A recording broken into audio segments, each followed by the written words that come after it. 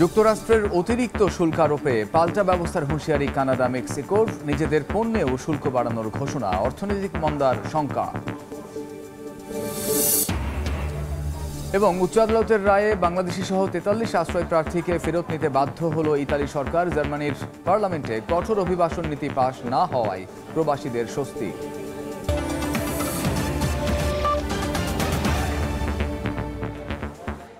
আন্তর্জাতিক সময়ের সঙ্গে আছি আমি কামরুজ্জামান মামুন। অভিবাসন আর মাদক পাচারের জের গড়ালো শুল্ক আরোপের ওপর। প্রতিবেশী দুই দেশ কানাডা ও মেক্সিকো থেকে আমদানি করা পণ্যে ২৫% করে শুল্ক আরোপের নির্বাহী আদেশ দিয়েছেন মার্কিন প্রেসিডেন্ট ডোনাল্ড ট্রাম্প। তাৎক্ষণিক প্রতিক্রিয়া দেখিয়েছেন জাস্টিন ট্রুডো। পাল্টা পদক্ষেপ হিসেবে যুক্তরাষ্ট্র থেকে আমদানি করা বিয়ার, ওয়াইন ও ফলের জুসের ওপর শুল্ক আরোপ করবে কানাডা।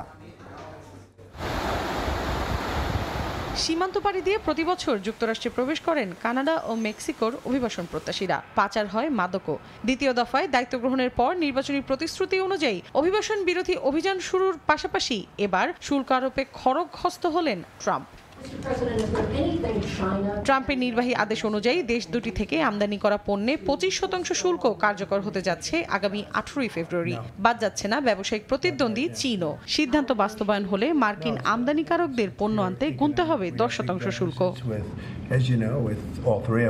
মেক্সিকো এবং কানাডার উপর 25% শুল্ক আরোপ করা হচ্ছে, কারণ তারা অনেক অভিবাসীদের আশ্রয় দেয়। পাশাপাশি কানাডার সরকার এই সুযোগের অনেক বেশি অপব্যবহার করে। প্রচুর মানুষ ফেন্টানিল মাদক নিয়ে আসে।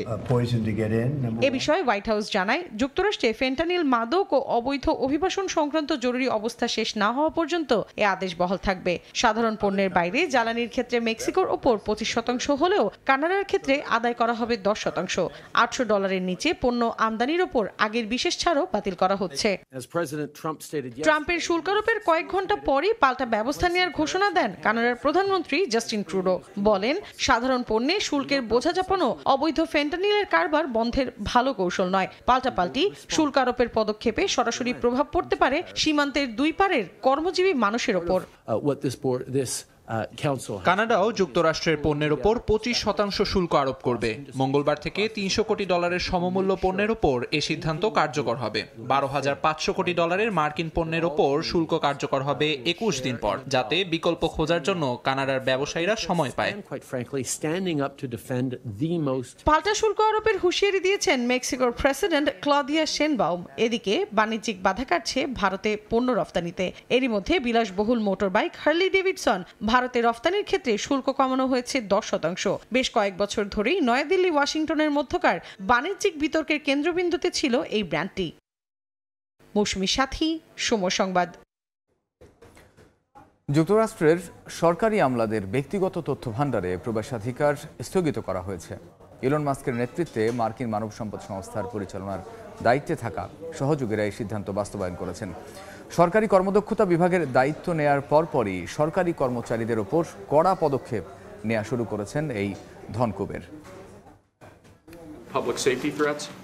একের পর এক বিতর্কিত সিদ্ধান্ত নিয়ে সমালোচনার মুখে ট্রাম্প প্রশাসন। 20 জানুয়ারি প্রেসিডেন্ট হিসেবে দায়িত্ব গ্রহণের পর থেকেই সরকারি সংস্থাগুলোকে সংস্কারের কাজ শুরু করেছেন ডোনাল্ড ট্রাম্প। প্রথম পদক্ষেপ হিসেবে শত শত সরকারি কর্মকর্তাকে বরখাস্ত করে নিজের বিশ্বস্তদের নিয়োগ দিয়েছেন তিনি। সেই সঙ্গে কেন্দ্রীয় সরকারের কর্মী সংখ্যা 22 লাখ থেকে আরও কমিয়ে আনতে মার্কিন ধনকুবের ইলন মাস্ককে দায়িত্ব দেন ট্রাম্প। ট্রাম্পের সরকারি ব্যবস্থাপনায় পরিবর্তন আনার উদ্যোগ হিসেবে সরকারি আমলাদের তথ্য সংরক্ষণের দায়িত্বে থাকা office of personal management OPM এর গুরুত্বপূর্ণ কম্পিউটার সিস্টেম থেকে কিছু কর্মীর প্রবেশাধিকার বন্ধ করা হয়েছে। যদিও আপাতত ইমেইল ব্যবহার করতে পারছেন তারা, তবে কেন্দ্রীয় সরকারের কর্মীদেরও বিশাল তথ্য ভাণ্ডার দেখার ক্ষমতা বন্ধ রাখা হয়েছে। এই সিস্টেমে রয়েছে এন্টারপ্রাইজ হিউম্যান রিসোর্সেস ইন্টিগ্রেশন নামের একটি বিশাল তথ্য ভাণ্ডার। এতে সরকারি কর্মীদের জন্ম তারিখ, সামাজিক নিরাপত্তা নম্বর, বাড়ির ঠিকানা, বেতন এবং চাকরির মেয়াদ সহ নানা তথ্য সংরক্ষিত আছে। এই ডেটা সিস্টেমে প্রবেশাধিকার বন্ধ হওয়ায় কর্মকর্তারা উদ্বেগ প্রকাশ করেছেন। তাদের মতে এই পদক্ষেপের কারণে সাইবার নিরাপত্তা এবং হ্যাকিংয়ের ঝুঁকি বেড়েছে। এদিকে নিউ ইয়র্ক টাইমসের এক প্রতিবেদনের বরাতে জানা যায়, ইলন মাস্কের সরকারি দক্ষতা দফতরকে মার্কিন অর্থ দফতরের লেনদেনের পূর্ণাঙ্গ নিয়ন্ত্রণ দেওয়া হয়েছে। অর্থমন্ত্রী স্কট বেসেন্ট এই বিভাগের কয়েকজন প্রতিনিধিকে এরই মধ্যে অনুমোদন দিয়েছেন। ইয়াসিন মোহাম্মদ জিসান, সময় সংবাদ। মার্কিন পররাষ্ট্রমন্ত্রী হিসেবে দায়িত্ব গ্রহণের পর প্রথম বিদেশ সফরে পানামায় গেছেন মার্কো রুবিও। শনিবার তিনি দেশটিতে পৌঁছান। মার্কিন এক কর্মকর্তার বরাতে বার্তা সংস্থা রয়টার্স জানায় দেশটির প্রেসিডেন্ট জোস রাউল মুলিনোর সঙ্গে সাক্ষাৎ করবেন রুবিও। পানামা খাল পরিদর্শনে যাওয়ারও কথা আছে তার। যদিও পানামা খাল দখলে ট্রাম্পের বিরুদ্ধে জাতিসংঘে অভিযোগ করার পর এ নিয়ে আলোচনার কিছু নেই বলে জানান মুলিনো। এর আগে মার্কিন পররাষ্ট্রমন্ত্রীর পানামা সফরের প্রতিবাদে বিক্ষোভ করেন শত শত মানুষ।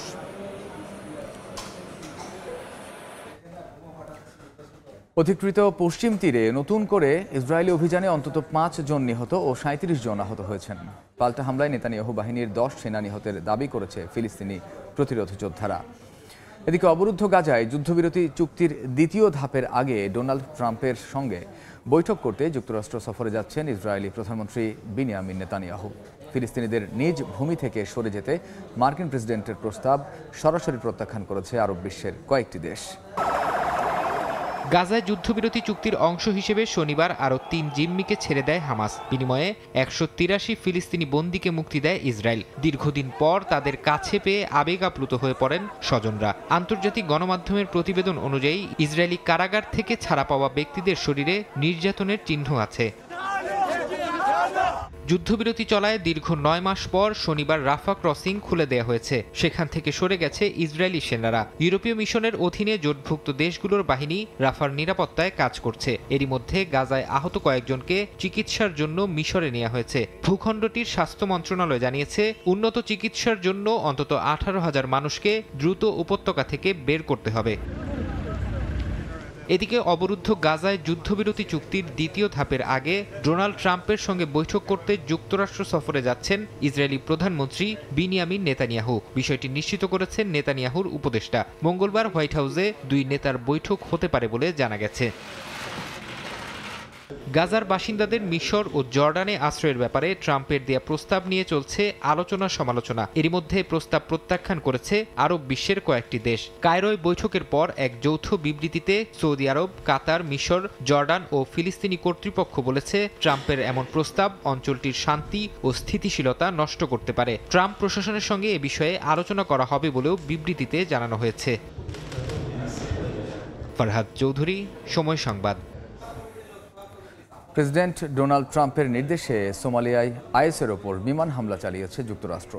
সামাজিক যোগাযোগ মাধ্যমে ট্রাম্প দাবি করেন বেসামরিক মানুষদের ক্ষয়ক্ষতি না করেই লুকিয়ে থাকা আইএসের সদস্যদের হত্যা করা হয়েছে। এ উদ্যোগ অনেক আগেই নেওয়া উচিত ছিল বলে সাবেক প্রেসিডেন্ট জো বাইডেনের সমালোচনা করেন তিনি। সোমালিয়ার উত্তরাঞ্চলের গলিস পার্বত্য এলাকায় এ হামলা চালানো হয়েছে বলেও জানান পিট হেগসেথ। তোমরা যেখানেই লুকিয়ে থাকো না কেন তোমাদের খুঁজে বের করে হত্যা করা হবে। স্থানীয় সময় শনিবার সামাজিক যোগাযোগ মাধ্যমে ইসলামিক স্টেটের বিরুদ্ধে এমন বার্তা দেন মার্কিন প্রেসিডেন্ট ডোনাল্ড ট্রাম্প। এদিন সোমালিয়ায় অবস্থিত ইসলামিক স্টেটের সদস্যদের ওপর বিমান হামলার নির্দেশ দেন তিনি। যুক্তরাষ্ট্র সন্ত্রাসী খুঁজে বের করে নির্মূল করার জন্য প্রস্তুত বলে মন্তব্য করেন তিনি। মার্কিন এই বিমান হামলা সোমালিয়ার উত্তর পূর্ব গলিস পর্বতমালায় পরিচালনা করা হয়েছে। সোমালিয়ার সরকার আইএসের উচ্চপদস্থ সদস্যদের হত্যার জন্য আন্তর্জাতিক মিত্র যুক্তরাষ্ট্রকে ধন্যবাদ জানিয়েছে। এই ঘটনার পর আইএসের পাল্টা আক্রমণ রুখতে অঞ্চলটিতে নিরাপত্তা ব্যবস্থা জোরদার করা হয়েছে। মালিহা সুরাওয়ার্দী, সময় সংবাদ। আন্তর্জাতিক সময় আরও থাকছে। সামরিক শক্তি বাড়ানোর তোড়জোড় ইরানের। উন্মোচন করতে যাচ্ছে দেশীয় প্রযুক্তির তৈরি 3টি যোগাযোগ উপগ্রহ। ভূগর্ভস্থ ঘাঁটিতে মজুদ করেছে নতুন ক্রুজ ক্ষেপণাস্ত্র। রাশিয়ার সিলভার দানিয়া জাহাজ আটকের পর ছেড়ে দিয়েছে নরওয়ে পুলিশ। বাল্টিক সাগরে সাবমেরিন কেবল ক্ষতিগ্রস্ত হওয়ার ঘটনায় জাহাজটির সম্পৃক্ততা না থাকায় ছেড়ে দেওয়া হয়। পুলিশ জানায় সাগরের তলদেশে কেবল ক্ষতিগ্রস্ততার সঙ্গে সিলভার দানিয়া জাহাজের জড়িত থাকার প্রমাণ না মিললেও এ বিষয়ে তদন্ত অব্যাহত থাকবে। জাহাজের ক্রু সদস্যরা তদন্তে সার্বিক সহযোগিতা করছে বলেও জানানো হয়। এমন পরিস্থিতিতে সমুদ্রের নিচের গুরুত্বপূর্ণ অবকাঠামো রক্ষায় বাল্টিক সেন্ট্রি নামে একটি বিশেষ মিশন চালু করেছে পশ্চিমা সামরিক জোট ন্যাটো, যার মাধ্যমে নজরদারি আরও জোরদার করা হবে। 2 ফেব্রুয়ারি জাতীয় মহাকাশ প্রযুক্তি দিবসে 3টি নিজস্ব রিমোট সেন্সিং ও যোগাযোগ উপগ্রহ সামনে আনতে যাচ্ছে ইরান। পার্স-1, পার্স-2 ও নাভাক নামের এই 3টি উপগ্রহ যোগাযোগ ও ছবি সংগ্রহে কার্যকর ভূমিকা রাখতে সক্ষম হবে বলে আশা করা হচ্ছে। একই সময়ে দক্ষিণ ইরানের উপকূলে ভূগর্ভস্থ ক্ষেপণাস্ত্র ঘাঁটি চালু করবে ইরানের ইসলামিক রেভলিউশন গার্ডস কর্পস বা IRGCর নৌবাহিনী। এতে শত্রু বাহিনীর ডেস্ট্রয়ার মোকাবিলায় সক্ষম উন্নত ক্রুজ ক্ষেপণাস্ত্র মজুদ রয়েছে। উন্নত প্রযুক্তির ড্রোন আর ক্ষেপণাস্ত্র তৈরির পাশাপাশি মহাকাশ গবেষণায়ও এগিয়ে চলছে ইরান। এরই অংশ হিসেবে এবার নিজস্ব অত্যাধুনিক স্যাটেলাইট সামনে আনছে দেশটি। জাতীয় মহাকাশ প্রযুক্তি দিবসে পার্স-1, পার্স-2 ও নাভাক নামে 3টি নিজস্ব রিমোট সেন্সিং ও যোগাযোগ উপগ্রহের প্রদর্শনী করবে ইরান। এর মধ্যে পার্স-2র ইমেজিং ক্ষমতা উন্নত আর নাভাক বেশি উচ্চতায় যোগাযোগে সক্ষম। দেশটির মহাকাশ সংস্থার প্রধান জানান, আরও 25টি উপগ্রহ তৈরির কাজ চলছে। একই সময় দক্ষিণ ইরানের উপকূলে একটি নতুন ভূগর্ভস্থ ক্ষেপণাস্ত্র ঘাঁটি চালু করবে ইরানের ইসলামিক রেভলিউশনারি গার্ডস কর্পস বা IRGCর নৌবাহিনী। এই ঘাঁটিতে শত্রুপক্ষের ডেস্ট্রয়ার মোকাবিলায় সক্ষম উন্নত ক্রুজ ক্ষেপণাস্ত্র মজুত রয়েছে। এর আগে জানুয়ারিতে দক্ষিণাঞ্চলে আরেকটি ভূগর্ভস্থ নৌ ঘাঁটি চালু করে IRGC। ইরান তার সামরিক শক্তি ও যুদ্ধ প্রস্তুতি বাড়িয়ে চলেছে এবং ইসরায়েলের সাম্প্রতিক হামলার জবাব দিতেও প্রতিশ্রুতিবদ্ধ। পশ্চিমা নিষেধাজ্ঞা সত্ত্বেও মহাকাশ প্রযুক্তি ও সামরিক ক্ষেত্রে উল্লেখযোগ্য অগ্রগতি অর্জনের দাবি করছে ইরান। একই সঙ্গে আঞ্চলিক ও বৈশ্বিক নিরাপত্তা নিশ্চিতে সক্ষমতা রয়েছে বলে জানান কর্মকর্তারা। নাদিম মারজান, সময় সংবাদ। উচ্চ আদালতের রায়ে বাংলাদেশের সহ 43 অবৈধ অভিবাসীকে ইতালিতে ফেরত নিতে বাধ্য হয়েছে মেলোনি সরকার।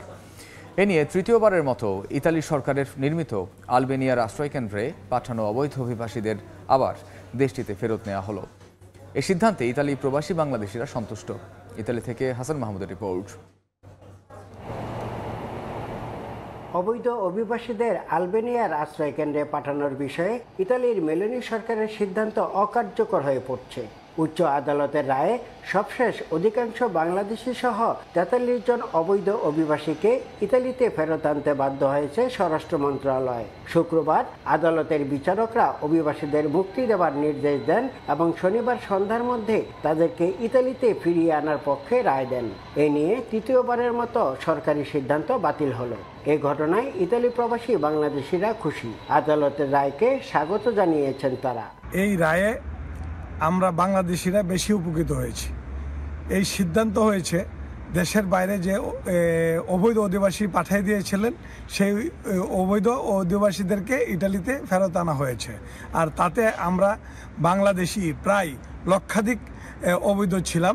যদি এই সিদ্ধান্ত না হতো তাহলে তাদেরকে দেশে ফেরত যাইতে হতো। আদালত আমাদের পক্ষে তাদেরকে এদেশে থাকার এবং ফিরিয়ে আনার যে অনুমতি দিচ্ছে, যাতে আমরা টোটাল বাংলাদেশি উপকৃত হয়েছি।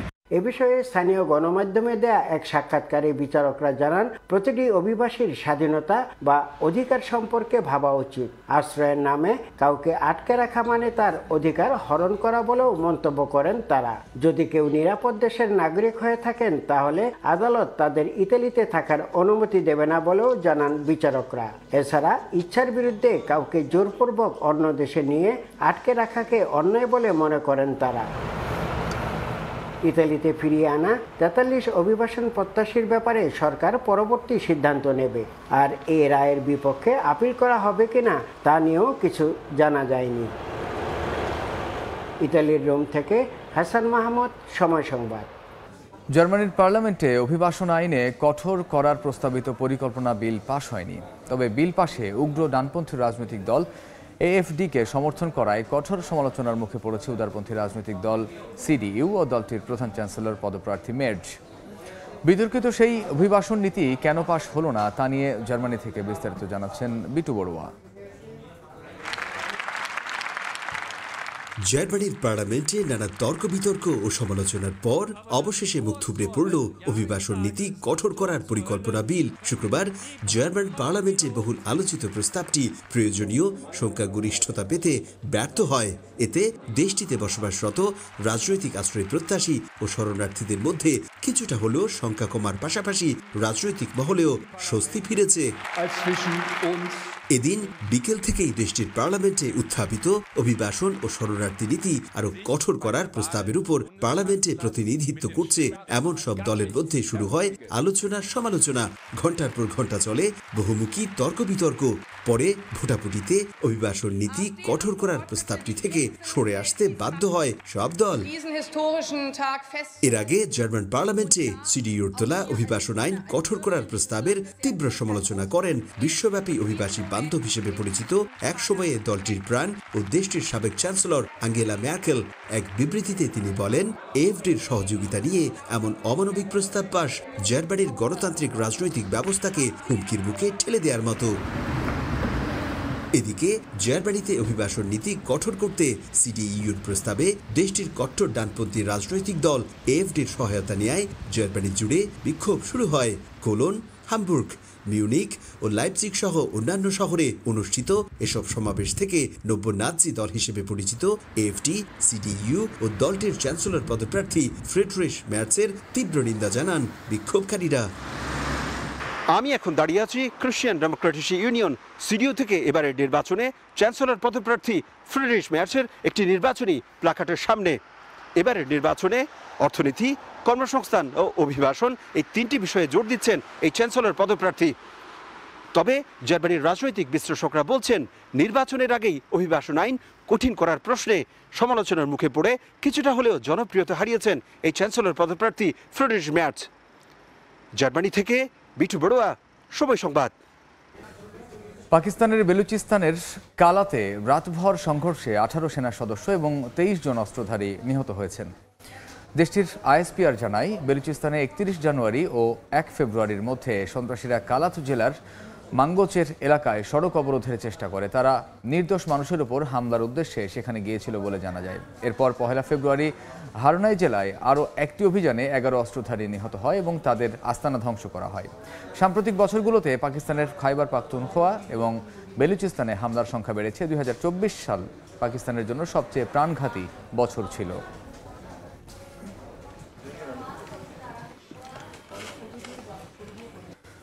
অস্ট্রেলিয়ায় ভারী বৃষ্টিপাতে সৃষ্ট বন্যায় একজনের মৃত্যু হয়েছে। স্থানীয় পুলিশ জানায়, রোববার উদ্ধারকারী একটি নৌকা উল্টে গেলে এ হতাহতের ঘটনা ঘটে। দেশটির উত্তর কুইন্সল্যান্ড রাজ্যের বাসিন্দাদের নিরাপদ জায়গায় অবস্থান করার আহ্বান জানিয়েছে কর্তৃপক্ষ। বন্যা কবলিতদের জন্য খোলা হয়েছে আশ্রয়কেন্দ্র, জারি করা হয়েছে জরুরি অবস্থা। অস্ট্রেলিয়ার আবহাওয়া পূর্বাভাসদাতা ওয়েবসাইটে জানানো হয়, 24 ঘন্টায় বৃষ্টিপাতের পরিমাণ 300 মিলিমিটার পর্যন্ত হতে পারে। তথ্য ফাঁস হয়ে নিরাপত্তা ঝুঁকি তৈরির শঙ্কায় সরকারি প্রতিষ্ঠানে কৃত্রিম বুদ্ধিমত্তা চালিত চীনের চ্যাটবট ডিপসিক ব্যবহারে নিষেধাজ্ঞা দিয়েছে তাইওয়ান। এছাড়া ডিপসিকের তথ্য ব্যবস্থাপনা ও গোপনীয়তা নিয়ে প্রশ্ন তুলেছে দক্ষিণ কোরিয়া, আয়ারল্যান্ড, ইতালি, অস্ট্রেলিয়া সহ বিভিন্ন দেশ। যুক্তরাষ্ট্রের চ্যাট জিপিটিকে টেক্কা দিতে বিশ্ববাজারে এসেই তোলপাড় তৈরি করেছে চীনের ডিপসিক। মুক্তির কয়েকদিনের মধ্যেই মার্কিন মুলুকে অ্যাপল স্টোরে সবচেয়ে বেশিবার ডাউনলোড করা ফ্রি অ্যাপের তালিকায় শীর্ষে উঠে এসেছে এআই চ্যাটবটটি, যা নিয়ে উদ্বেগ তৈরি হয়েছে যুক্তরাষ্ট্রে। তথ্য ফাঁস হয়ে নিরাপত্তা ঝুঁকি তৈরির শঙ্কায় সবার আগে ডিপসিক ব্যবহারে নিষেধাজ্ঞা দিয়েছে তাইওয়ান। কর্তৃপক্ষ বলছে, সব সরকারি প্রতিষ্ঠান ও অবকাঠামো সেবা ব্যবস্থায় ব্যবহার করা যাবে না চ্যাটবটটি। এই নিষেধাজ্ঞাকে গোপনীয়তা ও নিরাপত্তা সুরক্ষায় গুরুত্বপূর্ণ পদক্ষেপ হিসেবে দেখছেন দেশটির প্রযুক্তিবিদরা। ডিপসিকের বিরুদ্ধে আইপি ঠিকানা, মেসেজিং হিস্ট্রি সহ ব্যবহারকারীদের ব্যক্তিগত তথ্য সংগ্রহ করে চীনে সংরক্ষণ করে থাকে বলে অভিযোগ রয়েছে। এতে রাষ্ট্রীয় পর্যায়ে নজরদারি ও তথ্যের অপব্যবহারে ঝুঁকি তৈরির শঙ্কা রয়েছে। এ কারণে ব্যবহারকারীদের তথ্য সংরক্ষণ নিষিদ্ধ করে সম্প্রতি ডিপসিকের বিরুদ্ধে ব্যবস্থা নিয়েছে ইতালির তথ্য সুরক্ষা সংস্থা। এছাড়াও ডিপসিকের তথ্য ব্যবস্থাপনা ও গোপনীয়তা নিয়ে প্রশ্ন তুলেছে দক্ষিণ কোরিয়া, আয়ারল্যান্ড, অস্ট্রেলিয়া সহ বেশ কয়েকটি দেশ। নাদিম মারজান, সময় সংবাদ। বর্ণিল আলোকসজ্জা ও জাঁকজমক আয়োজনে চীনের নতুন সর্প বছরের প্রথম দিন উদযাপন করল দেশটির বাসিন্দারা। চান্দ্র নববর্ষ উপলক্ষে দেশটির হেনান, ফুজিয়ান সহ বিভিন্ন প্রদেশে মনোমুগ্ধকর সব আয়োজন করা হয়, যা দেখতে ভিড় করেন দেশি বিদেশি পর্যটকরা। বর্ণিল আলোয় আলোকিত হেনানের আকাশ, আতশবাজি পোড়ানোর পাশাপাশি জমকালো আয়োজনে বরণ করে নেওয়া হলো চীনা নতুন সর্প বছর। প্রথা অনুযায়ী চান্দ্রবর্ষের ক্যালেন্ডারের রাশিচক্রে প্রাণীর নামানুসারে এবছরে সাপবর্ষ নামে উদযাপন করছেন চীনের বাসিন্দারা। আতশবাজির পাশাপাশি সিংহ নৃত্য এবং বিভিন্ন সর্পাকৃতির মনোমুগ্ধকর প্রদর্শনীর আয়োজন করা হয়। জাঁকজমক এ আয়োজন দেখতে ভিড় করেন হাজারো মানুষ। অনেকেই সুন্দর এই মুহূর্ত নিজেদের মুঠোফোনে বন্দী করে রাখেন। এমন আয়োজনের সাক্ষী হতে পেরে খুশি পর্যটকরা। চীনা নতুন বছরে বসন্ত উৎসব উপলক্ষে ফুজিয়ান প্রদেশে ড্রোনের সাহায্যে মোহনীয় আলোকসজ্জা ছিল চোখে পড়ার মতো। চীনা সংস্কৃতি ও প্রযুক্তির সংমিশ্রণে আকাশে বিভিন্ন লেখা দিয়ে স্বর্গীয় এক সৌন্দর্য ফুটিয়ে তোলা হয়। পুরো অনুষ্ঠানটিতে চীনের ঐতিহ্যবাহী বেশ কিছু নিদর্শন ব্যবহার করা হয়, যা অনুষ্ঠানের সৌন্দর্যের মাত্রাকে আরো বাড়িয়ে দেয়। চীনা সংস্কৃতি ও ঐতিহ্যের মিশেলে বাড়িঘরও রঙিন আলোয় সাজিয়ে তোলা হয়। ইয়াসমিন অনন্যা, সময় সংবাদ। আন্তর্জাতিক সময়ের শীর্ষ সংবাদ জানিয়ে দিচ্ছে আরেকবার।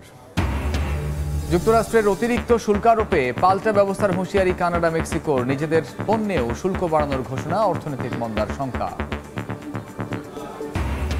এবং উচ্চ আদালতের রায়ে বাংলাদেশি সহ 43 আশ্রয় প্রার্থীকে ফেরত নিতে বাধ্য হল ইতালি সরকার। জার্মানির পার্লামেন্টে কঠোর অভিবাসন নীতি পাশ না হওয়ায় প্রবাসীদের স্বস্তি। এই ছিল আন্তর্জাতিক সময়ের সঙ্গে থাকুন সময়ের।